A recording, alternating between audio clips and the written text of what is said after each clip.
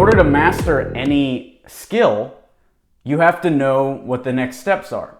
And I would even argue that you're starting to master a skill when you learn those next steps. Because when you start a project or you start learning a skill, a lot of the times it's unclear. When I was at my first sales and cold calling job, I had a script that was written by the CEO of the company, and I would read the script, but I would get a lot of people being aggressive on the other end of the line. One guy even called me out and said, "Hey, are you reading to me right now?"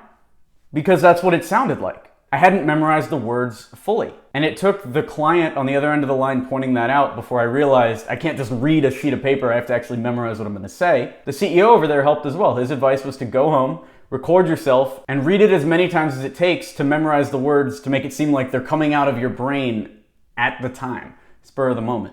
Which leads us to the next part of the mastery journey. Once I memorized that, I thought I knew everything. I was delivering the words like they were my own, I was getting some responses, which I thought was great, right? Like it was a good conversion rate and everything. I was booking meetings. I thought I was doing amazing until I started getting burned out.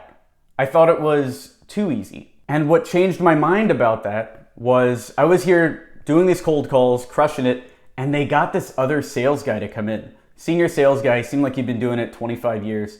And when he did a call, it was magic. The words seemed like he was thinking of them on the spot, like mine were. But his tone was right. He would ask the right questions. He would deviate from the script in subtle ways, but still stick to it exactly.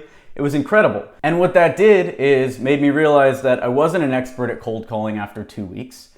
I was still a beginner, or maybe an intermediate, if I gave myself a little bit of credit. And seeing that other expert made me feel completely lost again. And being completely lost again is an interesting place to be. I feel like I've been completely lost when it comes to sales and cold emailing for the last probably 3 years.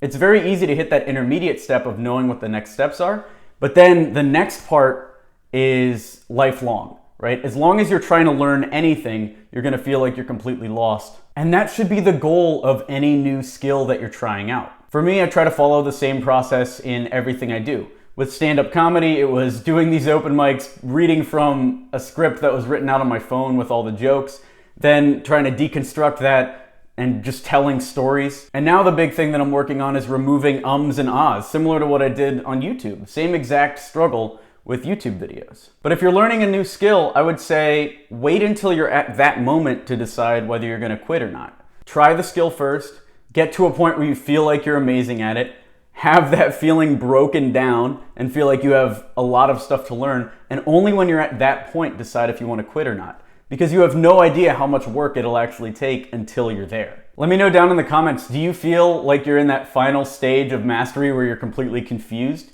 Would love to know what skill that is and what you're going through.